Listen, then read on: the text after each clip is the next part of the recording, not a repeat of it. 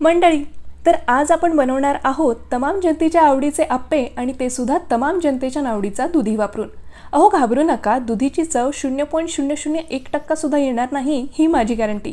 चला तर मग सगळ्यात आधी तुमचा दुधीवर असणारा राग आठवायचा, त्याला चांगला सोलून काढायचा आणि मग त्याचे खटखुट खटखुट करत तुकडे करायचे। आता त्याला टाकायचं मिक्सर जारमध्ये, त्यासोबत घालायचा रवा, आलं, मिरची, दही, कोथिंबीर, मीठ आणि पाणी। हे सगळं घालून गरकन मिक्सरला फिरवून घ्यायचं। आता तुमच्या बोरिंग आयुष्यात ज्या गोष्टीची गरज आहे तीच तयार करायची, म्हणजेच तडका।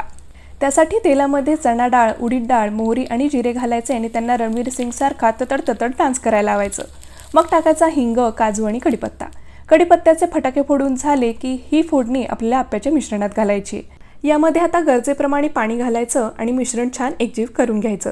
आता यामध्ये आपण घालणार आहोत इनो आणि त्यावर चमचाभर पाणी टाकून तुम्ही भाव देत नाही म्हणून फुगून बसलेल्या पावण्यांप्रमाणे या मिश्रणाला सुद्धा फुगवून घ्यायचं। आता तेल गरम करायचं आणि त्यामध्ये थोडे थोडे तीळ घालायचे।